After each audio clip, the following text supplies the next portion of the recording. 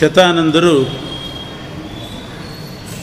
ಜನಕ ಮಹಾರಾಜನಿಗೆ ವೆಂಕಟಾಚಲದ ಮಹಿಮೆಯನ್ನು ಹೇಳ್ತಾ ಇದ್ದಾರೆ. 4 ಯುಗಕ್ಕೆ ಸೇರಿದ ಆ ಪರ್ವತಕ್ಕೆ ಒಂದೊಂದು ಯುಗದಲ್ಲಿ ಒಂದೊಂದು ಹೆಸರು. ವೃಷಭಾಚಲ ಅಂತ ಮೊದಲನೇ ಯುಗದಲ್ಲಿ, ಕೃತಯುಗದಲ್ಲಿ ಹೆಸರು. ವೃಷಭ ಎಂಬ ಅಸುರ ಅಲ್ಲಿ ಋಷಿಗಳಿಗೆ ಪೀಡೆ ಕೊಡ್ತಾ ಇದ್ದ. ಋಷಿಗಳ ಪ್ರಾರ್ಥನೆಯಂತೆ ಪರಮಾತ್ಮ ಬಂದು ಆ ವೃಷಭಾಸುರನ ಜೊತೆಗೆ ಯುದ್ಧ ಮಾಡಿ ವೃಷಭಾಸುರನ ವಧೆ ಮಾಡ್ತಾನೆ. ಸಾಯುವಾಗ ವೃಷಭಾಸುರ ಭಗವಂತನನ್ನು ಸ್ತೋತ್ರ ಮಾಡಿ ಒಂದು ವರ ಕೇಳ್ತಾನೆ. ನೀನು ನಿನ್ನ ಚಕ್ರದಿಂದ ನನ್ನನ್ನು ವಧೆ ಮಾಡು, ಸಂಹಾರ ಮಾಡು. ನಾನು ಸತ್ತ ಮೇಲೆ ಈ ಪರ್ವತಕ್ಕೆ ನನ್ನ ಹೆಸರಿಡು ಅಂತ ವರ ಕೇಳಿದ. ಆಗಲಿ ಅಂತ ಪರಮಾತ್ಮ ವೃಷಭಾಚಲ ಅಂತ ಹೆಸರಿಟ್ಟಿದ್ದಾನೆ. ಈ ಹೆಸರು ಹರಿಸರ್ವೋತ್ತಮತ್ವಕ್ಕೆ ಸೂಚಕ. ಯಾಕೆ ಅಂದರೆ ವೃಷಭಾಸುರ ಮುಖ್ಯವಾಗಿ ಹರಿಸರ್ವೋತ್ತಮತ್ವವನ್ನೇ ಪ್ರಶ್ನೆ ಮಾಡಿದವನವನು. ಆ ಭಗವಂತನ ಹತ್ರ ನೀನು ಸರ್ವೋತ್ತಮ ಅಲ್ಲ, ನಾನು ಸರ್ವೋತ್ತಮ, ನನ್ನನ್ನು ಸೋಲಿಸಿದ್ರೆ ನೀ ಸರ್ವೋತ್ತಮ ಅಂತ ಸವಾಲು ಹಾಕಿ ಬಂದಿದ್ದ. ಪರಮಾತ್ಮ ವೃಷಭಾಸುರನನ್ನು ಸೋಲಿಸಿದ, ಸಾಯಿಸಿದ. ಆದ್ದರಿಂದ ಹರಿಸರ್ವೋತ್ತಮ ಅಂತ ನಿರ್ಧಾರ ಆಯಿತು. ಅವನು ಒಪ್ಪಿಕೊಂಡ, ನೀನೇ ಸರ್ವೋತ್ತಮ ಅಂತ ಬಾಯಿ ತುಂಬ ಹೇಳೇ ಸತ್ತ. ವರನೂ ಕೇಳಿದ, ನನ್ನ ಹೆಸರಿರಲಿ ಅಂತ. ಈ ಚರಿತ್ರೆ ಕೇಳುವಾಗ ಆಶ್ಚರ್ಯ ಆಗ್ತದೆ. ವೃಷಭಾಸುರ ಒಬ್ಬ ಅಸುರ, ಅವನಿಗೆ ಸಾಯುವಾಗ ಇಂಥ ಬುದ್ಧಿ ಹೇಗೆ ಬಂತು? ಪರಮಾತ್ಮನನ್ನು ಸರ್ವೋತ್ತಮ ಅಂತ ಒಪ್ಪಿ ಬಾಯಿ ತುಂಬ ಕೊಂಡಾಡಿ ತನ್ನ ಹೆಸರಿಡಬೇಕು ಅಂತ ಕೇಳಿದ. ಪರಮಾತ್ಮನೂ ಅವನ ಹೆಸರಿಟ್ಟ. ಯಾಕೆ ಅಂತಂದರೆ ಸಾಯುವಾಗಲಾದರೂ ಹರಿ ಸರ್ವೋತ್ತಮ ಅಂತ ಹೇಳಿ ಸತ್ನಲ್ಲ, ಅದು ಮುಖ್ಯ. ಸಾಯುವಾಗಂತೂ ನೀನೇ ಸರ್ವೋತ್ತಮ ಅಂತ ಒಪ್ಪಿ ಸತ್ತವು. ಅಷ್ಟಕ್ಕೆ ಅಪಿಚೇತ್ ಸುಧರಾಚಾರ ಭಜತೆ ಮಾಮ ನನ್ಯಭಾಕ್ ಸಾಧುರೇವ ಸಮಂತವ್ಯ ಅಂತ ಅವನು ದುರಾಚಾರಿಯಾಗಿದ್ದ, ರಾಕ್ಷಸನಾಗಿದ್ದ, ಆದರೂ ಹರಿಸರ್ವೋತ್ತಮ ಅಂತ ಹೇಳಿ ಸತ್ತ. ಆದರೆ ಇಂಥ ಬುದ್ಧಿ ಅವನಿಗೆ ಹೇಗೆ ಬಂತು ಅಂತಂದರೆ, ವೃತ್ರಾಸುರನ ಹಾಗೆ ಅವನೊಬ್ಬ ಸಜ್ಜೀವ, ಸ್ವರೂಪತಃ ಸುರಜೀವ. ಯಾವುದೋ ಶಾಪಗ್ರಸ್ತನಾಗಿ ವೃಷಭಾಸುರನಾಗಿರಬೇಕು. ಇದು ವ್ಯಾಖ್ಯಾನಕಾರರು ಊಹೆ ಮಾಡೋದು ಹಾಗೆ. ವೃತ್ರಾಸುರನೂ ಹಾಗೆ. ಭಾಗವತದಲ್ಲಿ ಅವನ ಕಥೆ ಬರ್ತದೆ. ವೃತ್ರಾಸುರ ದೇವೇಂದ್ರನ ಜೊತೆಗೆ ಯುದ್ಧ ಮಾಡ್ತಾನೆ. ಇಂದ್ರನಿಂದ ಸೋತ ವೃತ್ರಾಸುರ ಸೋತ. ಸಾಯುವಾಗ ವೃತ್ರಾಸುರ ಬಹಳ ಅಧ್ಯಾತ್ಮವಾದಿಯಾಗಿ ಹೇಳ್ತಾನೆ, ಇಂದ್ರ, ಈಗ ನೀನು ವಜ್ರಾಯುಧ ತಗೊಂಡು ನನ್ನನ್ನು ವಧೆ ಮಾಡು, ನನಗೆ ಹರಿಸ್ಮರಣೆ ಬರ್ತಾ ಇದೆ, ಒಳ್ಳೆಯ ಅವಕಾಶ, ಹೇಗಿದ್ದರೂ ಯುದ್ಧದಲ್ಲಿದ್ದೀನಿ, ಹರಿಸ್ಮರಣೆ ಬೇರೆ ಬರ್ತಾ ಇದೆ, ಇದು ಸಾಯ್ಲಿಕ್ಕೆ ಒಳ್ಳೆಯ ಸಮಯ, ನೀನು ನನ್ನನ್ನು ಕೊಲ್ಲು ಅಂತ ಹೇಳಿ ವೃತ್ರಾಸುರ ಅಧ್ಯಾತ್ಮವಾದಿಯಾಗಿ ಸಾಯ್ತಾನೆ.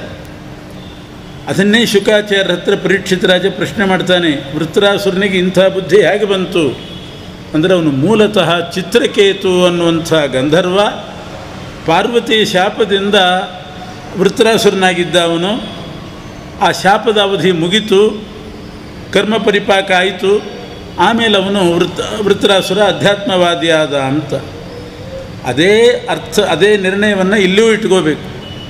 ವೃಷಭಾಸುರ ಪರಮಾತ್ಮನ ಸರ್ವೋತ್ತಮತ್ವವನ್ನು ಪ್ರಶ್ನೆ ಮಾಡಿದವನು, ಋಷಿಮುನಿಗಳಲ್ಲಿ ಹರಿಯನ್ನು ದ್ವೇಷ ಮಾಡಿದವನು, ಅವರಿಗೆಲ್ಲ ತೊಂದರೆ ಕೊಡ್ತಾ ಇದ್ದ.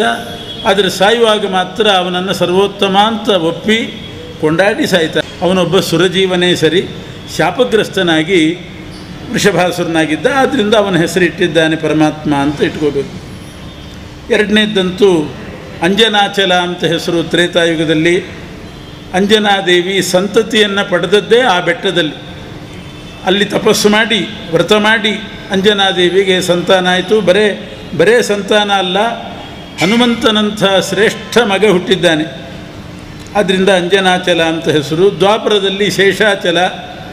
ಇದು ಕೂಡ ಶೇಷದೇವರು ವಾಯುದೇವರನ್ನು ಜೀವೋತ್ತಮ ಅಂತ ಒಪ್ಪಿ ಸೋತು ಒಪ್ಪಿ ವಾಯುದೇವರನ್ನು ಪ್ರಶಂಸೆ ಮಾಡಿ ಆ ಹೆಸರು ಬಂತು, ಶೇಷಾಚಲ ಅನ್ನೋ ಹೆಸರು ಬಂತು. ಹೀಗೆ 3 ಯುಗದಲ್ಲಿ ಒಳ್ಳೆ ಶಾಸ್ತ್ರಾರ್ಥವನ್ನು ತಿಳಿಸ್ತಕ್ಕಂಥ ಹೆಸರು. ಮೊದಲನೇದ್ದು ಹರಿಸರ್ವೋತ್ತಮತ್ವ ಜ್ಞಾಪಕ. ಅಂಜನಾಚಲ ಅನ್ನೋದು ಹನುಮಂತನಿಗೆ ಸ್ಮಾರಕವಾಗಿದೆ ಆ ಹೆಸರು. ಹನುಮಂತನ ಸ್ಮರಣೆ ಮಾಡಿದರೆ ಬುದ್ಧಿರ್ಬಲಂ ಯಶೋಧೈರ್ಯಂ ನಿರ್ಭಯತ್ವಂ ಅರೋಗತ ಅಜಾಡ್ಯಂ ವಾಕ್ಪಟುತ್ವಂಚ ಹನುಮತ್ ಸ್ಮರಣಾದ್ ಭವೇತ್. ಅಂಥ ಸ್ಮರಣೆಯನ್ನು ತಂದುಕೊಡ್ತಕ್ಕ ಹೆಸರು ಅಂಜನಾಚಲ. ಶೇಷಾಚಲ ಅಂತನ್ನೋದು ವಾಯುಜೀವೋತ್ತಮತ್ವವನ್ನು ತೋರಿಸ್ತಕ್ಕಂಥ ಹೆಸರು. ಕಲಿಯುಗದಲ್ಲಿ ವೆಂಕಟಾಚಲ ಅಂತ ಹೆಸರು ಬಂತು ಯಾಕೆ? ಶತಾನಂದರನ್ನ ಜನಕರಾಜ ಕೇಳ್ತಾ ಇದ್ದಾನೆ. ಆವಾಗ ಆ ವೆಂಕಟಾಚಲ ಅನ್ನೋ ಹೆಸರು ಬರಲಿಕ್ಕೆ ಕಾರಣ ಹೇಳ್ತಾರೆ. ಕಾಳಹಸ್ತಿ ಅಂತ ಒಂದು ತಿರುಪತಿ ಹತ್ತಿರ ಒಂದು ಊರು. ಆ ಕಾಳಹಸ್ತಿಯಲ್ಲಿ ಪುರಂದರ ಅನ್ನುವಂಥ ಬ್ರಾಹ್ಮಣರಿರ್ತಾರೆ. ಅವರ ಹೆಸರು ಪುರಂದರ ಅಂತ. ಸೋಮಯಾಜಿಗಳು, ಒಳ್ಳೆಯ ವ್ರತ, ದೃಢವಾಗಿ ವ್ರತದಲ್ಲಿ ನಿಷ್ಠೆ ಉಳ್ಳವರು. ಕಾಳಹಸ್ತಿ ನಗರದಲ್ಲಿದ್ದರು. ಆದರೆ ಅವರಿಗೆ ಮಕ್ಕಳಿಲ್ದಿದ್ದರೂ ಕೂಡ ಅವರಿಗೆ ದುಃಖ ಆಗಲಿಲ್ಲಂತೆ, ವ್ಯಥೆ ಪಡಲಿಲ್ಲ. ಇದೇನು ಆಶ್ಚರ್ಯ, ಮಕ್ಕಳಾಗಲಿಲ್ಲ ಅಂತ ಯಾಕೆ ವ್ಯಥೆ ಪಡಲಿಲ್ಲ ಅವರು? ಹಿಂದೆ ನೋಡಿದ್ವಿ, ಅಂಜನಾದೇವಿಗೆ ಮಕ್ಕಳಿದ್ದಿಲ್ಲ, ಬಹಳ ವ್ಯಥೆ ಪಟ್ಟಲು, ಮತಂಗ ಋಷಿಗಳ ಹತ್ರ ಕೇಳಿ ತಪಸ್ಸು ಮಾಡಿದ್ಲು, ಮಕ್ಕಳನ್ನು ಪಡೆದ್ಲು. ಆದರೆ ಪುರಂದರಾಚಾರ್ಯರಿಗೆ ಮಾತ್ರ ಮಕ್ಕಳಿಲ್ಲ ಅನ್ನುವಂಥ ವ್ಯಥೆ ಆಗಲಿಲ್ಲ ಅಂತ ವ್ಯಾಸರು ಬರೀತಾರೆ. ಅದಕ್ಕೆ ವ್ಯಾಖ್ಯಾನಕಾರರು ಹೇಳ್ತಾರೆ, ಯಾಕೆ ಅವಳಿಗೆ ವ್ಯಥೆ ಆಗಲಿಲ್ಲ ಅಂತಂದರೆ ಮಕ್ಕಳಿದ್ದು ಏನು ಮಾಡ್ತಾರೆ ಅಂತ ಅಷ್ಟೇ. ಮಕ್ಕಳಿದ್ದರೆ ಏನು ಮಾಡಲಿಕ್ಕೆ ಸಾಧ್ಯ? ಕೆಲವರು ಮಕ್ಕಳಿಲ್ಲ ಅಂತ ದುಃಖಪಟ್ಟರೆ, ಕೆಲವರು ಮಕ್ಕಳು ಹುಟ್ಟಿದ್ರಲ್ಲ ಅಂತ ದುಃಖ ಪಡೋರಿದ್ದಾರಂತೆ. ಹಾಗೂ ದುಃಖ ಆಗೋದುಂಟು. ಕದಪತ್ಯಾತ್, ಕೆಟ್ಟ ಮಕ್ಕಳಿಗಿಂತ ಮಕ್ಕಳು ಇಲ್ಲದೇ ಇರೋದೇ ಶ್ರೇಷ್ಠ ಅಂತ. ಅದಕ್ಕೊಂದು ಪ್ರಹ್ಲಾದರಾಜರು ಸ್ತೋತ್ರ ಮಾಡುವಂಥ ಒಂದು ಶ್ಲೋಕವನ್ನು ವ್ಯಾಖ್ಯಾನಕಾರರು ಉಲ್ಲೇಖ ಮಾಡ್ತಾರೆ. ಮಕ್ಕಳು ಅಂತ ದುಃಖ ಪಡಬೇಕು, ಅದು ಹಾತೊರಿಬೇಕಾಗಿಲ್ಲ. ಮಕ್ಕಳಿಲ್ಲದೇನೂ ಕೂಡ ನಿಶ್ಚಿಂತರಾಗಿ ಇರಬಹುದು. ಭಾಗವತ ಸಪ್ತಮ ಸ್ಕಂದ ಶ್ಲೋಕ ಇದು. ಪ್ರಹ್ಲಾದರಾಜರು ಹೇಳ್ತಾರೆ, ಮನುಷ್ಯರ ಪರಿಸ್ಥಿತಿ ಹೇಗಿರ್ತದೆ ಅಂತಂದರೆ, ಮಕ್ಕಳು, ಮೊಮ್ಮಕ್ಕಳು, ಹೆಂಡತಿ, ಬಂಧು ಬಾಂಧವರು, ಈ ಸಂಸಾರ ಕಟ್ಟಿಕೊಂಡವರ ಪರಿಸ್ಥಿತಿ ಏನಿರ್ತದೆ? ಕುಟುಂಬ ಪೋಷಣೆಗೋಸ್ಕರನೇ ಎನ್ನಿಜಾಯು, ಯತಂದರೆ ಕಳೆಯಲ್ಪಟ್ಟದ್ದು. ಇಡೀ ಆಯುಷ್ಯವನ್ನು ಪೂರ್ತಿ ತಮ್ಮ ಕುಟುಂಬ ಪೋಷಣೆಗೆ ವ್ಯಯ ಮಾಡಿರ್ತಾರೆ. ಕುಟುಂಬ ಪೋಷಣೆಗೆ ಸಂಪತ್ತನ್ನು ವ್ಯಯ ಮಾಡಿರ್ತಾರೆ. ಲಕ್ಷಾಂತರ ರೂಪಾಯಿ ಸಂಪಾದನೆ ಮಾಡಿ ಕೇವಲ ಮಕ್ಕಳು ಮೊಮ್ಮಕ್ಕಳು ಅವರಿಗೋಸ್ಕರನೇ ಖರ್ಚು. ಎಲ್ಲ ಆಯುಷ್ಯವನ್ನು ಅವರಿಗೋಸ್ಕರನೇ ಖರ್ಚು ಮಾಡ್ತಾರೆ. ಇಷ್ಟು ಮಾಡಿ ಕೊನೆಗೆ ವೃದ್ಧಾಪ್ಯ ಬಂದಾಗ ಅವರ ಪರಿಸ್ಥಿತಿ ಏನು ಅಂತಂದರೆ, ಲಕ್ಷಾನುಗಟ್ಟಲೆ ಖರ್ಚು ಮಾಡಿ ಮಗನನ್ನು ಬೆಳೆಸಿ ದೊಡ್ಡವನ್ನು ಮಾಡಿ ಒಳ್ಳೆ ಸಂಪನ್ನನನ್ನಾಗಿ ಮಾಡಿರ್ತಾರೆ. ವೃದ್ಧಾಪ್ಯ ಬಂತು ಅಂತಂದರೆ ಆ ಮಗನಿಂದಲೇ ಅನಾದರ. ಅಷ್ಟು ಉಪಕಾರ ಪಡೆದಿರ್ತಾನೆ, ಅವನು ಆದರ ಮಾಡ್ತಾನೆ ಅಂತ ನಿಯಮ ಇಲ್ಲ. ಆದರೆ ಮಾಡುವವರುಂಟು, ಇಲ್ಲ ಅಂತಲ್ಲ, ಸಾಮಾನ್ಯವಾಗಿ ಹೀಗಿರ್ತದೆ. ಆದ್ದರಿಂದ ಸರ್ವತ್ರ ತಾಪತ್ರಯ ದುಃಖಿತಾತ್ಮ. ಅವನು ಅನಾದರ ಮಾಡದೇ ಇದ್ದರೂ ಯಾರಾದರೂ ಮಾಡಿಸ್ಬೋದು, ಅದು ಇರ್ತದೆ. ಬೇಕಾದರೆ ಅವನಾದರೂ ಮಾಡ್ತಾನೆ, ಇನ್ನೊಬ್ಬರಾದರೂ ಮಾಡಿಸ್ತಾರೆ. ಆಯಿತು, ಅನಾದರ ಶುರುವಾಯಿತು, ನಾನು ಮುದುಕನಾಗಿದ್ದೇನೆ, ಇವರೆಲ್ಲ ಅನಾದರ ಮಾಡ್ತಿದ್ದಾರೆ ಅಂತ ಹೇಳಿ ಇನ್ನೊಬ್ಬರ ಮನೆಗೆ ಹೋಗೋಣ, ಮಗಳ ಮನೆಗೆ ಹೋಗೋಣ ಅಂತ ಮಗಳ ಮನೆಗೆ ಹೋಗ್ತಾನಂತೆ ಗೃಹಸ್ಥ. ಅವಳಿಗೆ ಭಾರಿ ಸಂತೋಷ. ಮಗನ ಮನೆಯಲ್ಲಿ ಇವರಿಗೆ ತಿರಸ್ಕಾರ ಆಯಿತು, ನಮ್ಮ ಮನೆಗೆ ಬರ್ತಾರೆ ಅಂತ ಬಹಳ ಆದರದಿಂದ ಸ್ವಾಗತ ಮಾಡ್ತಾರಂತೆ. ಎಷ್ಟು ದಿನ? 2-3 ದಿವಸ. ಆಮೇಲೆ ಇವ್ರನ್ನ ಯಾವಾಗ ಕಳಿಸೋದು ಅಂತ ಅವರು ವಿಚಾರ ಮಾಡ್ತಾರಂತೆ. ಹೆಣ್ಮಕ್ಳ ಮನೆಗೆ ಹೋದರೆ ಈಗೋಳು, ಅಣ್ಣ ತಮ್ಮಂದಿರಿದ್ದಾರೆ ಅಲ್ಲಿ ಹೋಗೋಣ ಅಂತಂದರೆ 1-2 ದಿವಸ ಅವರು ಸ್ವಾಗತ ಮಾಡ್ತಾರೆ. ಮತ್ತು ಸರ್ವತ್ರ ತಾಪತ್ರಯ ದುಃಖಿತಾತ್ಮ, ಅಲ್ಲಿ ಮತ್ತೆ ಅನಾದರ. ಇಂಥ ಅನಾದರ ಎಲ್ಲಿ ಹೋದರೂ ಅನಾದರ ಆಗಿಬಿಡ್ತದೆ ವೃದ್ಧಾಪ್ಯದಲ್ಲಿ. ಅದಕ್ಕೆ ಆದರೆ ಮಾತ್ರ ಅವನು ಸರ್ವ ಸಂಪತ್ತನ್ನು, ಆಯುಷ್ಯವನ್ನು ಕುಟುಂಬ ಪೋಷಾಯಚ ಎನ್ನಿಜಾಯು, ಅದಕ್ಕೆ ಖರ್ಚು ಮಾಡಿರ್ತಾನೆ. ನಿಜ ಆಯುಷ್ಯವನ್ನೆಲ್ಲ, ಎಲ್ಲ ಹಣವನ್ನು ಪ್ರಮಾದಕ್ಕೊಳಗಾಗಿ ಖರ್ಚು ಮಾಡ್ಕೊಂಡ್ಬಿಟ್ಟಿರ್ತಾನೆ. ಸರ್ವತ್ರ ತಾಪತ್ರಯ ದುಃಖಿತಾತ್ಮ. ಇಷ್ಟಿದ್ದರೂ ನಿರ್ವಿದ್ಯತೆನ ಸ್ವಕುಟುಂಬ ರಾಮ, ವೈರಾಗ್ಯ ಮಾತ್ರ ಬರೋದಿಲ್ಲ. ಇದನ್ನೆಲ್ಲ ಅನುಸಂಧಾನ ಮಾಡಿಕೊಂಡು ಅದರಿಂದ ಮಕ್ಕಳು ಇಲ್ದಿದ್ದರೂ ಪರವಾಗಿಲ್ಲ ಅಂತ ಭಾವಿಸಿದ್ರಂತೆ ಪುರಂದರ ಅನ್ನೋ ಬ್ರಾಹ್ಮಣರು. ಅಲ್ಲ, ಮಕ್ಕಳಿಲ್ಲ ಅಂತಂದರೆ ಅಂತ್ಯಕಾಲದಲ್ಲಿ ಬದುಕಬೇಕು ಹೇಗೆ ಬದುಕ್ತಾನವನು ಅಂತ ಕೇಳಿದರೆ, ತಂದೆ ತಾಯಿ ಮಗ ಎಲ್ಲ ಪರಮಾತ್ಮನೇ. ಉಳಿದವರು ಏನು ರಕ್ಷಣೆ ಮಾಡ್ತಾರೆ? ತಂದೆ ತಾಯಿಗಳು ರಕ್ಷಣೆ ಮಾಡ್ತಾರಾ? ಧ್ರುವನಿಗೆ ಯಾರು ರಕ್ಷಣೆ ಮಾಡಿದರು? ಧ್ರುವನಿಗೆ ರಕ್ಷಣೆ ಮಾಡಿದವರು ಯಾರು? ಕಾಡಿಗೆ ಬಂದಾಗ ಪರಮಾತ್ಮನೇ ರಕ್ಷಣೆ ಮಾಡಿದ್ದು, ಇನ್ಯಾರೂ ರಕ್ಷಣೆ ಮಾಡೋದಲ್ಲ. ಪ್ರಾರಬ್ಧವಶಾತ್ ಅವನಿಗೆ ಪೂರ್ವಜನ್ಮದ ಸುಕೃತದಿಂದ ಆ ವೃದ್ಧಾಪ್ಯದಲ್ಲಿ ಒಂದು ಮಗು ಹುಟ್ಟಿತಂತೆ. ಇವನಿಗೇನೂ ಆಸೆ ಇದ್ದಿಲ್ಲ, ಇಲ್ಲದಿದ್ದರೂ ಪರವಾಗಿಲ್ಲ ಅಂತಿದ್ದ. ಆದರೂ ಆ ಪುರಂದರ ಬ್ರಾಹ್ಮಣನಿಗೆ ಒಬ್ಬ ಮಗ ಹುಟ್ಟಿದ. ಅವನಿಗೆ ಮಾಧವ ಅಂತ ನಾಮಕರಣ ಮಾಡಿದ್ದಾರೆ. ಶುಕ್ಲ ಪಕ್ಷದ ಚಂದ್ರನಂತೆ ಬೆಳೀತಾ ಬಂದ.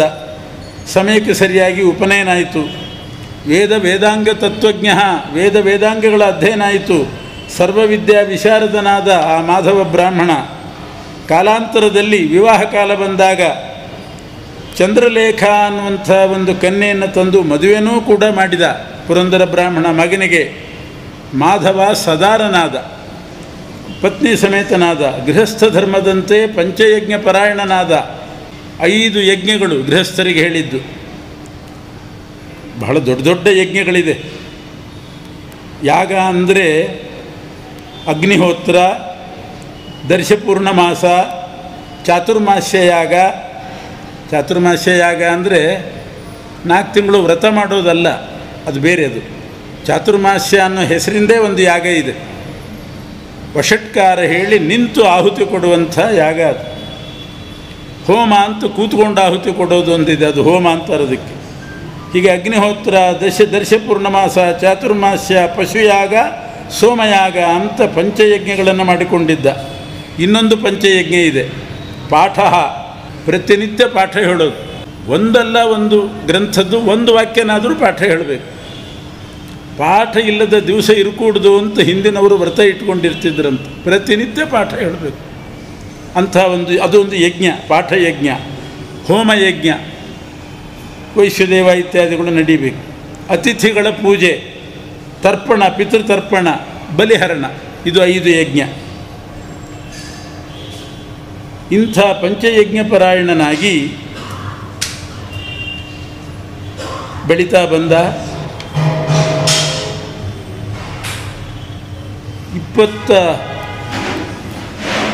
21 ವರ್ಷ ಆಯಿತು. 21ನೇ ವಯಸ್ಸಿಗೆ ಬಂದಾಗ ಆ ಮಾಧವ ಬ್ರಾಹ್ಮಣನಿಗೆ ಪ್ರಾರಬ್ಧವಶಾತ್, ಏನಿದ್ರೂ ಕೂಡ ಪ್ರಾರಬ್ಧವಶಾತ್ ಒಂದು ಯೋಚನೆ ಬಂತು. ಒಂದು ದಿವಸ ದಿವಾಕಾಲದಲ್ಲಿ ತನ್ನ ಪತ್ನಿ ಸಂಘದ ಯೋಚನೆ ಬಂತವನಿಗೆ. ಆ ಪತ್ನಿಯನ್ನು ತನ್ನ ಹತ್ತಿರ ಕರೆದು ತನ್ನ ಅಭಿಪ್ರಾಯ ಹೇಳಿದ. ಆಗ ಆ ಪತ್ನಿ ಉಪದೇಶ ಮಾಡ್ತಾಳೆ, ಚಂದ್ರಲೇಖ, ಇದು ನಿಷಿದ್ಧವಾದ ವೇಳೆ, ಪ್ರತಿಯೊಂದಕ್ಕೂ ಕೂಡ ಒಂದು ಕಾಲ ಅಂತ ಇರ್ತದೆ. ಇದು ಸರಿಯಾದ ಕಾಲ ಅಲ್ಲ. ದಿವಾಸಂಗ ಅಂತನ್ನೋದು ಶಾಸ್ತ್ರದಲ್ಲಿ ನಿಷಿದ್ಧವಾಗಿದೆ. ನಿಕೇತನೆ ಪಿತಾ ಮಾತ್ರ ಅಗ್ನಿಹೋತ್ರಂ ಚ ದೇವರಾಟ್, ಎಲ್ಲ ದೇವತೆಗಳಿದ್ದಾರೆ, ಸಮೂಹ ಇದೆ, ತಂದೆ ತಾಯಿಗಳಿದ್ದಾರೆ, ಅಗ್ನಿಹೋತ್ರ ಇದೆ. ದಿವಾಸಂಗ ಇಷ್ಟು ಕಾಲ ಇಂಥ ಸಂದರ್ಭದಲ್ಲಿ ನಿಷಿದ್ಧ. ಗೋ ವಿಪ್ರ ದೇವತೆಗಳ ಸಮ್ಮುಖದಲ್ಲಿ, ಗುರುಗಳ ಸಮ್ಮುಖದಲ್ಲಿ, ಗುರುಗಳ ಸನ್ನಿಧಾನದಲ್ಲಿ, ದೇವ ಸಮೀಪದಲ್ಲಿ, ಸಂಧ್ಯಾಕಾಲದಲ್ಲಿ, ದಿವಾ ಹಗಲು ಹೊತ್ತು ಇವೆಲ್ಲ ನಿಷಿದ್ಧ. ಆದ್ದರಿಂದ ಸ್ವಲ್ಪ ಸಂಯಮ ಇರಲಿ, ನಿಮಗೆ ಮನೋನಿಗ್ರಹ ಇರಲಿ, ಇಂದ್ರಿಯ ನಿಗ್ರಹ ಇರಲಿ ಅಂತ ಉಪದೇಶ ಮಾಡಿದ್ಲು. ಆ ಹೆಂಡತಿ ಮಾಡಿದ ಉಪದೇಶ ಇವನ ಕಿವಿಗೆ ಹೋಗಲಿಲ್ಲ. ಪೂರಯಾದ್ಯ ಮನೋಗತಂ, ನನಗೇನು ಮನಸ್ಸಿಗೆ ಬಂದಿದೆ ಅದು ಪೂರೈಸಬೇಕು. ಎಷ್ಟು ಭಯಪಡಿಸಿದ್ಲವಳು. ಆದರೂ ಕೂಡ ಕಾಮಾತುರಾಣಾಂ ನ ಭಯಂ ನ ಲಜ್ಜಾ ಅಂತ ಯಾವುದಕ್ಕೂ ಕೂಡ ಅವನು ಬಗ್ಗಲಿಲ್ಲ. ಆಗ ಚಂದ್ರಲೇಖೆ ಈ ಅಗ್ನಿಹೋತ್ರ ಸನ್ನಿಧಾನ ಇರುವ ಈ ಮನೆಯಲ್ಲಿ ಇದೆಲ್ಲ ನಿಷಿದ್ಧ, ನಾನು ಕಾಡಿಗೆ ಹೋಗ್ತೇನೆ, ನೀವು ಹೋಗ್ರಿ, ನಾನು ಹಿಂದೆ ಬರ್ತೇನೆ ಅಂತ ಕಳಿಸಿದ್ಲು. ಮಾಧವ ಬ್ರಾಹ್ಮಣ ಕಾಡಿಗೆ ಬಂದ.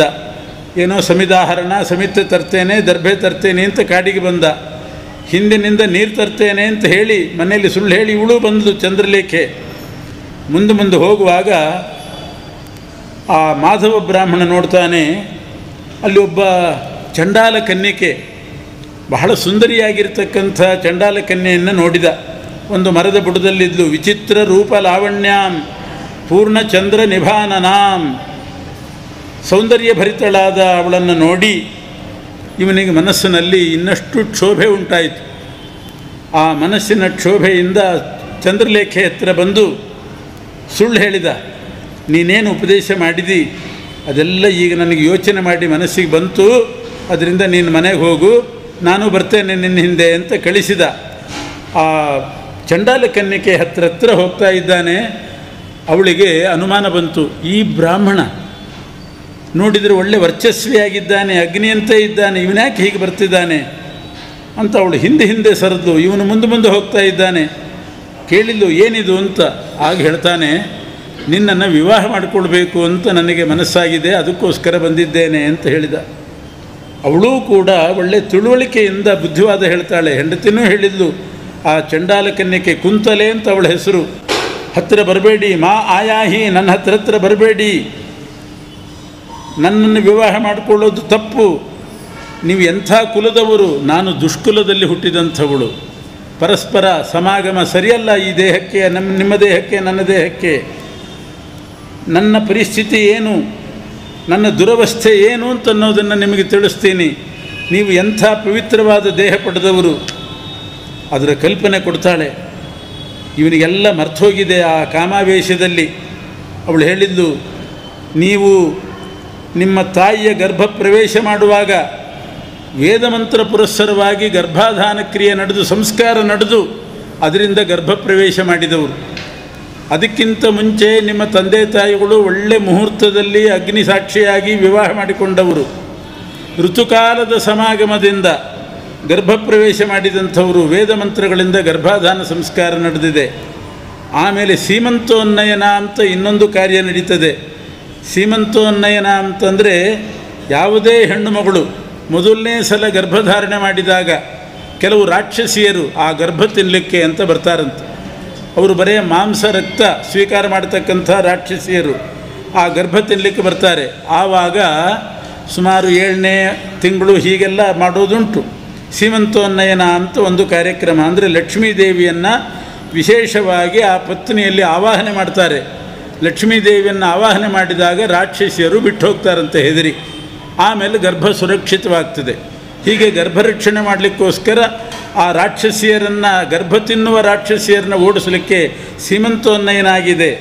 ಇದೆಲ್ಲ ಹೇಳ್ತಾಳವಳು. ಎಲ್ಲ ವೇದ ಮಂತ್ರಗಳಿಂದ ಈ ಸಂಸ್ಕಾರ. ದಶಮಾಸೇತು ಸಂಪ್ರಾಪ್ತೆ, 10 ತಿಂಗಳಾದಾಗ ನೀವು ಜನ್ಮ ಎತ್ತಿದಂಥವರು. ಆಮೇಲೆ ವೇದ ಮಂತ್ರಗಳಿಂದ ನಿಮಗೆ ಜಾತಕರ್ಮಾದಿ ಸಂಸ್ಕಾರಗಳು ನಡೆದಿದೆ ಶಾಸ್ತ್ರಪೂರ್ವಕವಾಗಿ. ಅನ್ನಪ್ರಾಶನ, ಅದು ಶಾಸ್ತ್ರೋಕ್ತವಾಗಿ ವೇದ ಮಂತ್ರಗಳಿಂದ ಅನ್ನಪ್ರಾಶನ. ಕಾಲಕ್ಕೆ ಸರಿಯಾಗಿ ಚೌಲ, ಆಮೇಲೆ ಬ್ರಹ್ಮಮಂತ್ರಾದಿ ವಾಚನಂ, ಗಾಯತ್ರಿ ಮಂತ್ರದ ಉಪದೇಶ, ಉಪನಯನ ಮಾಡಿಕೊಂಡವರು, ಅಗ್ನಿಸಾಕ್ಷಿಕೆಯಾಗಿ ನೀವು ಮದುವೆ ಮಾಡಿಕೊಂಡಂಥವರು. ಎಷ್ಟು ಸಂಸ್ಕಾರಗಳು ನಡೆದಿದೆ. ಒಬ್ಬ ಮನುಷ್ಯ ಹುಟ್ಟುವಾಗ ಖಾಲಿ ಹಾಳೆ, ಖಾಲಿ ಪೇಪರ್, ಆ ರೀತಿ ಹುಟ್ಟುತ್ತಾನೆ. ಒಂದೊಂದೇ ಸಂಸ್ಕಾರ ನಡೆದಾಗ ಒಳ್ಳೆ ಚಿತ್ರ ಆದ ಹಾಗೆ ಆಗ್ತಾನೆ. ಶಿಲ್ಪಿ, ಚಿತ್ರ ಕಲಾವಿದ, ಒಂದು ಖಾಲಿ ಹಾಳೆಯಲ್ಲಿ ಗೆರೆ ಹಾಕಿ ಬಣ್ಣ ಹಾಕಿ ಚಿತ್ರ ಬಿಡಿಸಿದರೆ ಎಷ್ಟು ಬೆಲೆ ಕೊಡ್ತಾರೆ ಆ ಚಿತ್ರಕ್ಕೆ. ಅಂಥ ವ್ಯಕ್ತಿತ್ವ ನಿಮ್ಮದು. ಎಷ್ಟು ಸಂಸ್ಕಾರಗಳು ನಡೆದಿದೆ, ಎಂಥ ವ್ಯಕ್ತಿತ್ವ ಪಡೆದವರು. ಕಾಡುಗಲ್ಲು, ಹುಟ್ಟುವಾಗ ಕಾಡುಗಲ್ಲು, ಕಾಡಿನಲ್ಲಿರೋ ಒಂದು ಕಲ್ಲು. ಆಮೇಲೆ ಶಿಲ್ಪಿ ಏಟು ಹಾಕಿ ಸುಂದರ ಮೂರ್ತಿ ಮಾಡಿದಾಗ ಎಲ್ಲರೂ ಶಿರಬಾಗ್ತಾರೆ. ಆ ರೀತಿ ಸುಂದರ ಮೂರ್ತಿಯಾಗಿ ರೂಪುಗೊಂಡವರು ನೀವು. ಅಗ್ನಿಸಾಕ್ಷಿಕವಾಗಿ ವಿಧಾನ ಮದುವೆಯಾಗಿದೆ. ಅಧೀತ ವೇದಶಾಸ್ತ್ರಶ್ಚ, ವೇದಾದಿಗಳನ್ನು ಅಧ್ಯಯನ ಮಾಡಿದವರು, ಅಗ್ನಿಹೋತ್ರ ವ್ರತದಲ್ಲಿರ್ತಕ್ಕಂಥವರು. ಇಷ್ಟು ಸಂಸ್ಕಾರ ನಡೆದಿದೆ. ಅದರ ಜೊತೆಗೆ ಪ್ರತಿನಿತ್ಯ ಹರಿಕಥಾಶ್ರವಣ ಮಾಡಿ ನಿಮ್ಮ ಕಿವಿ ಪವಿತ್ರವಾಗಿದೆ. ದೇವರಿಗೆ ಸಮರ್ಪಣೆ ಮಾಡಿದ ಗಂಧ, ಕುಸುಮ, ಹೂವು ಅದನ್ನು ಆಘ್ರಾಣಿಸಿ ನಿಮ್ಮ ಮೂಗು ಪವಿತ್ರವಾದದ್ದು. ನೈವೇದ್ಯ, ತುಳಸಿ ಮಿಶ್ರಿತವಾಗಿರ್ತಕ್ಕಂಥ ನೈವೇದ್ಯ ಅನ್ನವನ್ನು ಸ್ವೀಕಾರ ಮಾಡಿ ನಿಮ್ಮ ಹೊಟ್ಟೆ ಪವಿತ್ರವಾಗಿದೆ. ಇನ್ನು ಹರಿನಾಮ ಕೀರ್ತನೆ ಮಾಡಿ ನಿಮ್ಮ ನಾಲಿಗೆ ಅತ್ಯಂತ ಪವಿತ್ರವಾದ ನಾಲಿಗೆ. ಹರಿನಾಮ ಕೀರ್ತನೆಯಿಂದ ಕೃಷ್ಣಾರ್ಚನ ಪ್ರಸಂಗೇನ, ಕೃಷ್ಣನಿಗೆ ಪೂಜೆ ಮಾಡಿ ನಿಮ್ಮ ಕೈ ಪವಿತ್ರವಾಗಿದೆ. ಪುಣ್ಯಕ್ಷೇತ್ರಗಳಿಗೆ ಯಾತ್ರೆ ಮಾಡಿ ನಿಮ್ಮ ಪಾದ ಪವಿತ್ರವಾಗಿದೆ. ಎಂಥ ದೇಹ ನಿಮ್ಮದು, ಎಷ್ಟು ಸಂಸ್ಕಾರ ಆಗಿದೆ. ಗರ್ಭಪ್ರವೇಶ ಮಾಡಿದಾಗಿನಿಂದ ಆರಂಭ ಮಾಡಿ ಆಮೇಲೆ ಈ ಹರಿಕಥಾಶ್ರವಣ, ಯಾತ್ರೆ ಇತ್ಯಾದಿಗಳಿಂದ ಇದು ನಿಮ್ಮ ದೇಹದ ಪವಿತ್ರವಾದಂಥ ಪರಿಸ್ಥಿತಿ. ಆದರೆ ನನ್ನ ದೇಹದ ದುರವಸ್ಥೆ ಕೇಳ್ರಿ. ನನ್ನ ಪರಿಸ್ಥಿತಿ ಏನು ಅಂತಂದರೆ, ನನ್ನ ನಾಲಿಗೆಯಿಂದ ಅಪಶಬ್ದಗಳೇ ಬರೋದು, ಅಶ್ಲೀಲ ಶಬ್ದಗಳೇ ಬರೋದು. ಒಂದು ಸುಸಂಸ್ಕೃತವಾಗಿರ್ತಕ್ಕಂಥ ಸಭ್ಯವಾದ ನುಡಿ ನನ್ನ ನಾಲಿಗೆಯಿಂದ ಬಂದಿಲ್ಲ. ಅವಾಚ್ಯವಾದ ಶಬ್ದಗಳನ್ನಾಡಿ ನನ್ನ ನಾಲಿಗೆ ದಗ್ಧವಾಗಿ ಹೋಗಿದೆ, ಅಪವಿತ್ರವಾಗಿ ಹೋಗಿದೆ. ದರ್ಭೆ ಹಾಕಿ ಸುಡಬೇಕು ನಾಲಿಗೆಯನ್ನು ಒಟ್ಟಿಗೆ ಸೇರಿಸಿ, ಸುತ್ತಲೂ ರಾಶಿ ರಾಶಿ ದರ್ಭೆ ಹಾಕಿ ಸುಟ್ಟರೆ ಪವಿತ್ರ ಆದೀತೋ ಏನೋ, ಅಂಥ ನಾಲಿಗೆ ನಮ್ಮದು. ಯಾಕೆ ಅಂದರೆ ಒಂದು ಹರಿನಾಮ ನಾಲಿಗೆಯಲ್ಲಿ ಬಂದಿಲ್ಲ. ಅವಾಚ್ಯವಾದ ಶಬ್ದ ನಮ್ಮ ಸಂಸ್ಕೃತಿ ಅಂಥದ್ದು. ಬಾಯಿಯಲ್ಲೆಲ್ಲ ಅಪಶಬ್ದಗಳು, ಆಡಬಾರ್ದು ಮಾತುಗಳು.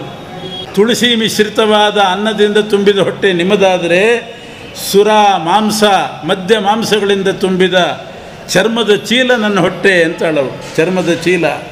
ಹರಿಕಥಾ ಶ್ರವಣ ಮಾಡಿ ಪವಿತ್ರವಾದ ಕಿವಿ ನಿಮ್ಮದಾದರೆ, ವ್ಯಭಿಚಾರ ವಾರ್ತೆ ಕೇಳಿ ಶಿಥಿಲವಾದ ಕಿವಿ ನಂದು. ಬರೇ ಇದೊಂದು 2 ತೂತುಗಳಷ್ಟೇ. ಹಾವು ಹೋಗಲಿಕ್ಕಿರುವ ತೂತುಗಳಿದ್ದ ಹಾಗೆ 2 ತೂತುಗಳಷ್ಟೇ. ಇದು ಪವಿತ್ರವಾದ ಕಿವಿ ಅಂತ ಅನಿಸೋದೇ ಇಲ್ಲ. ಕಥೆ ಕೇಳಿದರೆ ಕಿವಿ, ಇಲ್ಲದಿದ್ದರೆ ಅದು ಕಿವಿ ಅಲ್ಲ, 2 ತೂತು ಅಷ್ಟೇ. ದೇವಮಂದಿರಕ್ಕೆ ಕ್ಷೇತ್ರಗಳಿಗೆ ಯಾತ್ರೆ ಮಾಡಿದ ಪಾದ ನಿಮ್ಮದಾದರೆ, ಜಾರನ ಗೃಹಕ್ಕೆ ಹೋಗಿ ಪಾಷಾಣ ತುಲ್ಯವಾದ ಮರದ ಕೊರಡಿನಂತೆ ಇರತಕ್ಕಂಥ ಕಾಲು ನಂದು. ಕೃಷ್ಣಾರ್ಚನದಿಂದ ಪವಿತ್ರವಾದ ಕೈ ನಿಮ್ಮದಾದರೆ, ಗೋಹತ್ಯೆ ಮಾಡಿದ ಕೈ ನಂದು. ಯಮದಂಡ ಸಮಪ್ರಭೋ, ಯಮದಂಡಕ್ಕೆ ತುಲ್ಯ ಗೋಹತ್ಯೆ ಮಾಡಿದಂಥದ್ದು. ನಿಮ್ಮ ದೇಹ ಎಂಥದ್ದು, ನನ್ನ ದೇಹ ಎಂಥದ್ದು. ಈ ದೇಹಗಳಿಗೆ ಪರಸ್ಪರ ಸಂಬಂಧ ಆಗೋದುಂಟೆ ಅಂತ ಆ ಕುಂತಲೆ ಚಂಡಾಲ ಕನ್ನಿಕೆ ಕೇಳ್ತಾಳೆ ಬ್ರಾಹ್ಮಣನ್ನ. ಆಗ ಬ್ರಾಹ್ಮಣ ಹೇಳಿದ, ನೀ ಹೇಳಿದ್ದೆಲ್ಲ ನಿಜ. ಇಷ್ಟು ವೇದಾಂತ ಪಾರಂಗತನಾದ್ರಿಂದಲೇ, ಇಷ್ಟೆಲ್ಲ ಸಂಸ್ಕಾರ ನಡೆದಿದ್ದರಿಂದಲೇ, ಆ ಪುಣ್ಯದಿಂದಲೇ ನೀನು ಕಣ್ಣಿಗೆ ಬಿದ್ದಿ, ಇಲ್ದಿದ್ರೆ ನೀ ಕಣ್ಣಿಗೆ ಬೀಳ್ತಿದ್ದಿಲ್ಲ ಅಂತಾನೆ. ಪೂರಾ ತಲೆ ಕೆಟ್ಟು ಹೋಗಿದೆ ಅಂದ್ಕೊಂಡ್ಲವಳು. ಇಷ್ಟೆಲ್ಲ ಮಾಡಿದ್ರಿಂದಲೇ ಇವನು ಕಣ್ಣಿಗೆ ಬಿದ್ದಿದ್ದಾನಂತೆ. ನೋಡಿ ಎಲ್ಲಿಂದ ಎಲ್ಲಿಗೆ ಸಂಬಂಧ. ದೇವರ ಪೂಜೆ ಮಾಡಿದ್ದರಿಂದಲೇ ನಿನ್ನ ದರ್ಶನ ಆಯಿತು ಅಂತಾನೆ ಅವನು. ಪೂರಾ ತಲೆ ಹೋಗಿದೆ ಅಂತ ಭಾವಿಸಿದ್ಲು. ಓಡ್ಲಿಕ್ಕೆ ಶುರು ಮಾಡಿದ್ಲು. ಇನ್ನಿವನಿಗೆ ಉಪದೇಶ ಮಾಡಿ ಉಪಯೋಗ ಇಲ್ಲ ಅಂತ ಹೀಗೆ ಹೇಳಿದಾಗ ಅವಳು ಓಡಿದ್ಲು. ಇವನು ಕೂಡ ಬೆನ್ನತ್ತಿ ಹೋಗಿ ಅವಳನ್ನು ದರ್ಶನ ಮಾಡಿದ, ಬಲಾತ್ಕಾರ ಮಾಡಿದ. ಆಗ ಅವಳಿಗೆ ಬಹಳ ಸಿಟ್ಟು ಬಂತು. ಇವನ ಯಜ್ಞೋಪವೀತವನ್ನು ಕಿತ್ತು ಹಾಕಿದ್ಲು. ನಿನಗಿನ್ಯಾಕೆ ಯಜ್ಞೋಪವೀತ, ನಿನಗೆ ಯಾಕೆ ಇನ್ನೂ ಶಿಖೆ, ಇದೆಲ್ಲ ತೆಗೆದುಬಿಡು, ಭ್ರಷ್ಟನಾಗಿದ್ದೆ ನೀನು ಅಂತ ಹೇಳಿ ತನ್ನ ಜೊತೆಗೇ ವಾಸ ಮಾಡಿಸಲಿಕ್ಕೆ ಶುರು ಮಾಡಿದ್ಲು. 12 ವರ್ಷಗಳ ತನಕ ಹೀಗೆ ಭ್ರಷ್ಟನಾಗಿ ಆ ಮಾಧವ ಬ್ರಾಹ್ಮಣ ಅಲ್ಲಿದ್ದ. 12 ವರ್ಷ ಆದಮೇಲೆ ಅವಳು ಸತ್ತೋಗ್ತಾಳೆ. ಅವಳು ಸತ್ತೋದ ಮೇಲೆ ಇವನು ಉನ್ಮಾದಾವಸ್ಥೆಗೆ ಇಳಿದ, ಉನ್ಮತ್ತನಾದ, ಹುಚ್ಚನಂತೆ ಆದ. ಎಲ್ಲಿ ಬಂತಲ್ಲಿ ತಿರುಗ್ತಾ ಇದ್ದ. ಕೆಲವರು ಉತ್ತರ ಭಾರತದವರು ಶೇಷಾಚಲ ಯಾತ್ರೆ ಅಂತ ಬರುವಾಗ ಅವ್ರ ಜೊತೆಗೆ ಸೇರಿದ. ಅವರೇನು ತಿಂತಿದ್ರು ಅದರ ಉಚ್ಛಿಷ್ಟವನ್ನು ತಿಂದ. ಅವರು ಹಾಗೆ ಕಪಿಲ ತೀರ್ಥಕ್ಕೆ ಬಂದರು, ತಾನೂ ಕಪಿಲ ತೀರ್ಥಕ್ಕೆ ಬಂದ. ಅವರು ಸ್ನಾನ ಮಾಡಿದರು, ತಾನೂ ಮಾಡಿದ. ಅವರು ಪಿಂಡ ಪ್ರದಾನ ಮಾಡಿ ಕಪಿಲ ತೀರ್ಥದಲ್ಲಿ ಶ್ರಾದ್ದ ಮಾಡಿದರು. ಇವನು ಕೂಡ ಶ್ರಾದ್ದ ಮಾಡಿದ. ಆದರೆ ಇವನಿಗೇನೂ ಇದ್ದಿಲ್ಲ. ಅವರು ಅನ್ನ ಮಾಡಿ ಅದರಿಂದ ಪಿಂಡ ಮಾಡಿ ಶ್ರಾದ್ದ ಮಾಡಿದರೆ, ಇವನು ಮಣ್ಣಿನ ಪಿಂಡ ಇಟ್ಟು ಶ್ರಾದ್ದ ಮಾಡಿದನಂತೆ. ಮಣ್ಣಿನ ಪಿಂಡ ಇಟ್ಟ. ಇಷ್ಟಾದರೂ ಮಾಡಿದ್ನಲ್ಲ ಅಂಥೇಳಿ ವಿಷ್ಣು ತನ್ನ ದೂತರಿಗೆ ಹೇಳಿದ್ನಂತೆ, ಯಾವಾಗ ಈ ಮಾಧವ ಬ್ರಾಹ್ಮಣ ಚಂಡಾಲಿ ಸಂಘ ಮಾಡಿದ ಅವತ್ತಿನಿಂದ ಅವನ ಪೂರ್ವ ಪಿತೃಗಳೆಲ್ಲ ನರಕಕ್ಕೆ ಬಿದ್ದಿದ್ದರು. ಇವತ್ತು ಕಪಿಲ ತೀರ್ಥದಲ್ಲಿ ಮೃತ್ಪಿಂಡ ಇಟ್ಟು ಶ್ರಾದ್ದ ಮಾಡಿದ್ದಾನೆ, ಅವ್ರನ್ನೆಲ್ಲ ಸ್ವರ್ಗಕ್ಕೆ ಕಳಿಸ್ರಿ ಅಂತ ಅಂದಂತೆ. ಮೃತ್ಪಿಂಡ ದಾನೇನ ಪಿತಾಮಹಾದ್ಯ, ಅವರೆಲ್ಲರೂ ಕೂಡ ಮುಕ್ತಿಯನ್ನು ಹೊಂದುತ್ತಾರೆ. ಆಮೇಲೆ ಅವರು ಪರ್ವತ ಆರೋಹಣ ಮಾಡಿದರು. ಇವನು ಕೂಡ ಬೆಟ್ಟ ಏರಿದ. ಏರ್ತಾ ಹೋಗುವಾಗ ಅವನ ಹೊಟ್ಟೆಯಿಂದ ವಮನ ಪ್ರಾರಂಭ ಆಯಿತು. ಏನು ಪಾಪ ಇತ್ತೋ ಆ ಪಾಪವೆಲ್ಲ ವಮನ ರೂಪದಿಂದ, ವಾಂತಿಯ ರೂಪದಿಂದ ಹೊರಗೆ ಬಿತ್ತು. ಪೂರ್ತಿ ಬೆಟ್ಟ ಮೇಲೇರಿ ಹೋದಾಗ ಪರಿಶುದ್ಧನಾದ. 12 ವರ್ಷದಿಂದ ಸಂಚಿತವಾದಂಥ ಪಾಪ ಎಲ್ಲ ಹೋಯಿತು. ಬ್ರಹ್ಮದೇವರು ಬಂದರು, ಇವನನ್ನು ನೋಡಿದರು. ಪಾಪ ಪೂರ್ತಿ ನಾಶ ಆಗಿತ್ತು. ಆ ಪರ್ವತಾರೋಹಣದಿಂದ ಪಾಪ ನಾಶ ಆಗಿತ್ತು. ಅಂಥ ಪಾಪನಾಶ ಮಾಡಿಕೊಂಡು ಇವನನ್ನು ಪ್ರಶಂಸೆ ಮಾಡ್ತಾರೆ ಬ್ರಹ್ಮದೇವರು. ನೀನು ಪರಿಶುದ್ಧನಾಗಿದ್ದಿ, ಪರ್ವತಾರೋಹಣ ಮಾಡಿ ಪಾಪ ಕಳ್ಕೊಂಡು ಪುಣ್ಯವಂತನೂ ಆಗಿದ್ದಿ. ಮುಂದೆ ನೀನು ಆಕಾಶರಾಜನಾಗಿ ಹುಟ್ಟು. ಆವಾಗ ಪದ್ಮಾವತಿ ನಿನ್ನ ಮಗಳಾಗಿ ಹುಟ್ಟುತ್ತಾಳೆ. ಇದೇ ಬೆಟ್ಟದಲ್ಲಿ ಪರಮಾತ್ಮ ಬಂದು ನೆಲೆಸ್ತಾನೆ ಶ್ರೀನಿವಾಸನಾಗಿ. ಆ ಶ್ರೀನಿವಾಸನಿಗೆ ಕೊಟ್ಟು ಮದುವೆ ಮಾಡಿ ಧನ್ಯನಾಗು ಅಂತ ಬ್ರಹ್ಮದೇವರು ಹೇಳಿ ಆ ಪರ್ವತಕ್ಕೆ ವೆಂಕಟಾಚಲ ಅಂತ ನಾಮಕರಣ ಮಾಡಿದರು. ವೇಂ ಅಂದರೆ ಪಾಪ, ಕಟ ಅಂದರೆ ಕಟದಾಹೆ, ದಹನ ಮಾಡುವಂಥ, ಅಚಲ ಅಂದರೆ ಪರ್ವತ. ಹೀಗೆ ವೆಂಕಟಾಚಲ ಅನ್ನುವಂಥ ಹೆಸರು ಕಲಿಯುಗದಲ್ಲಿ ಅದಕ್ಕೆ ಬಂದಿದ್ದು. ಈ 4 ಯುಗದ ಹೆಸರು, ಇದರ ಆಧ್ಯಾತ್ಮಿಕ ಅರ್ಥ ಏನು? ಇದು ಬರೇ ಪುರಾಣ ಅಂದರೆ ಪುರಾಣ ಅಷ್ಟೇ, ಇದಕ್ಕೊಂದು ಆಧ್ಯಾತ್ಮಿಕ ಅರ್ಥ ಇದೆ. ನಮ್ಮ ಮನಸ್ಸೂ ಕೂಡ 4 ಯುಗದ ಪರ್ವತದಂತೆ ಆಗಬೇಕಂತ. ವೃಷಭಾಚಲ, ಅಂಜನಾಚಲ, ಶೇಷಾಚಲ, ವೆಂಕಟಾಚಲ ಆಗಬೇಕು ನಮ್ಮ ಮನಸ್ಸು. ಆಗ ಪರಮಾತ್ಮ, ವೈಕುಂಠಾಧಿಪತಿಯಾದ ಪರಮಾತ್ಮ ಮನಸ್ಸಿನಲ್ಲಿ ಬಂದು ನೆಲೆಸ್ತಾನೆ. ಆಮೇಲೆ ಆ ಪದ್ಮಾವತಿಗೂ ಶ್ರೀನಿವಾಸನಿಗೂ ಕಲ್ಯಾಣ ಮಹೋತ್ಸವ ಮಾಡಬೇಕು. ವೃಷಭಾಚಲ ಆಗೋದು ಅಂದರೆ ಏನು? ವೃಷಭ ಶಬ್ದಕ್ಕೆ 2 ಅರ್ಥ. ಒಂದು ಆ ಅಸುರ, ವೃಷಭ ಅನ್ನುವ ರಾಕ್ಷಸ, ಅವನ ಪ್ರಾರ್ಥನೆಯಂತೆ ವೃಷಭಾಚಲ ಅಂತ ಹೆಸರು ಬಂತು. ಇನ್ನೊಂದು ವೃಷಭ ಅಂತಂದರೆ ಧರ್ಮ ಅಂತ ಅರ್ಥ. ವೃಷಭ ಅಂದರೆ ಧರ್ಮ. ನಮ್ಮ ಮನಸ್ಸು ಧರ್ಮದಲ್ಲಿ ಅಚಲವಾಗಿರಬೇಕು, ಆವಾಗ ವೃಷಭಾಚಲ ಆಗ್ತದೆ. ಇನ್ನು ಅಂಜನಾಚಲ ಅಂದರೆ, ಅಂಜನಾ ಅಂದರೆ ಭಕ್ತಿ ಅಂತ ಅರ್ಥ. ಅವಳು ಭಕ್ತಿ ಸ್ವರೂಪಳು. ಭಕ್ತಿ ವಿಷಯದಲ್ಲಿಯೂ ಕೂಡ ಮನಸ್ಸು ಅಚಲವಾಗಿರಬೇಕು. ಶಾಶ್ವತೀ ವಾಸುದೇವ ಅಂತ ಶಾಶ್ವತ ಭಕ್ತಿ ಬೇಕು. ಯಾವತ್ತೋ ಒಂದು ದಿವಸ ಬಂದು ಹೋಗುವಂಥದ್ದಾಗಬಾರ್ದು. ಆವಾಗ ಅಂಜನಾಚಲ ಆಗ್ತದೆ ಮನಸ್ಸು. ಇನ್ನು ಶೇಷಾಚಲ ಆಗಬೇಕು.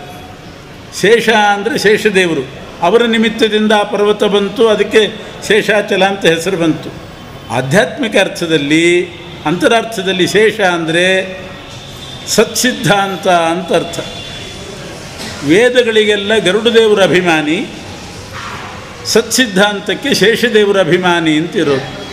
ಪುರಾಣಗಳಿಗೆ, ಸತ್ಸಿದ್ಧಾಂತಕ್ಕೆ, ಇದಕ್ಕೆಲ್ಲ ಅಭಿಮಾನಿ ಶೇಷದೇವರು.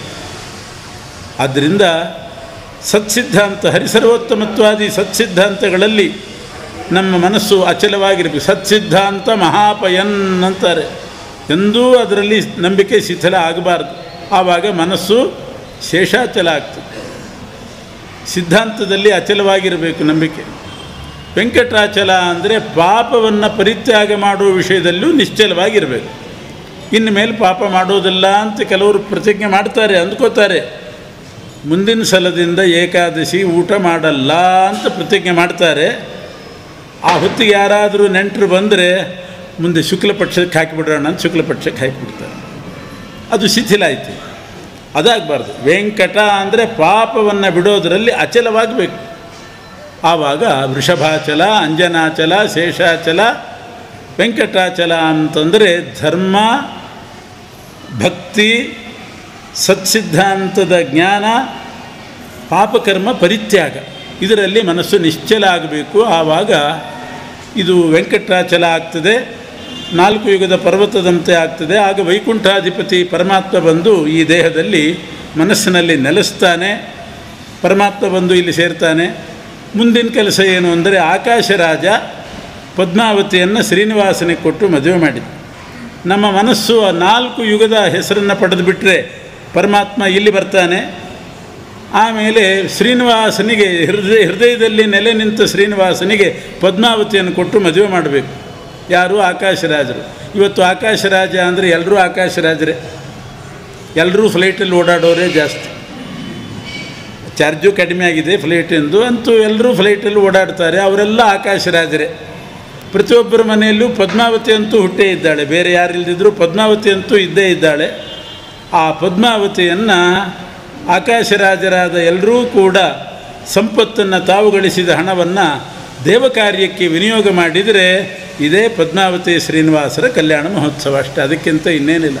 ಹಣವನ್ನು ಶ್ರೀನಿವಾಸನಿಗೆ ಅಂತ ತೆಗೆದಿಟ್ಟುಬಿಟ್ರೆ ಲಕ್ಷ್ಮಿಯನ್ನು ನಾರಾಯಣನಿಗೆ ಕೊಟ್ಟು ಮದುವೆ ಮಾಡಿದ ಹಾಗೆ. ಇಲ್ಲ ಬೇರೆ ಕಡೆ ವಿನಿಯೋಗ ಮಾಡಿದ್ವಿ ಅಂತಂದರೆ ಶಿಶುಪಾಲನೆ ಕೊಟ್ಟು ಮದುವೆ ಮಾಡಿದ ಹಾಗೆ ಆಗ್ತದೆ ಅಷ್ಟೇ. ರುಕ್ಮಿಣಿಯನ್ನು ಶಿಶುಪಾಲನೆ ಕೊಟ್ಟು ಮದುವೆ ಮಾಡಿದ ಹಾಗೆ. ಈ ಅಂತರಾರ್ಥ ಈ 4 ಯುಗದಲ್ಲಿ ಏನು ಹೆಸರು ಬಂದಿದೆ ಅದಕ್ಕಿದೆ.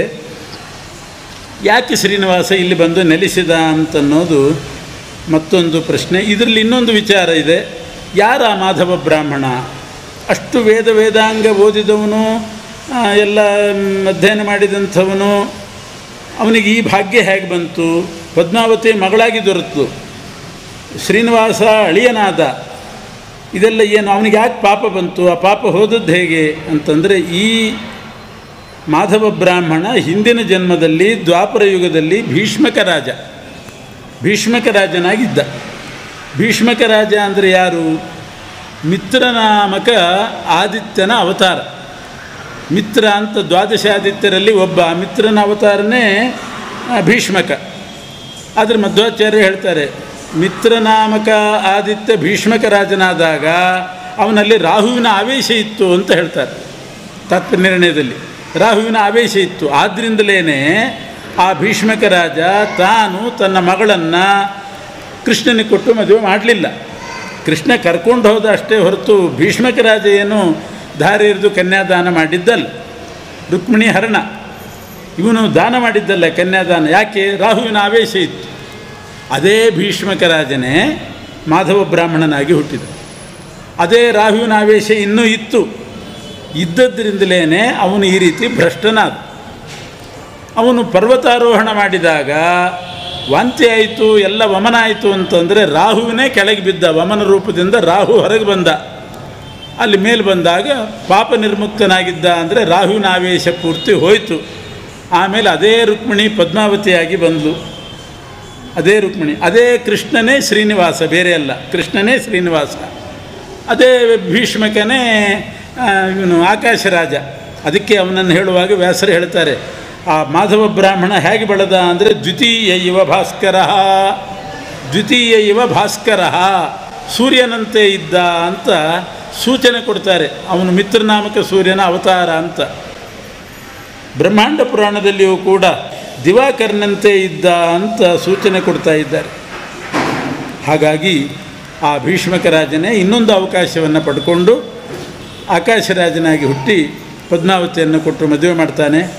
ಆ ಭಗವಂತ ವೈಕುಂಠ ಬಿಟ್ಟು ಭೂವೈಕುಂಠ ಅನಿಸಿದ ವೆಂಕಟಾಚಲಕ್ಕೆ ಯಾಕೆ ಬಂದ ಅನ್ನೋದನ್ನು ಶತಾನಂದರು ಹೇಳ್ತಾರೆ. ನಾಳೆ ದಿನ ಮುಂದುವರಿಸ್ತಾರೆ. ಕೃಷ್ಣ.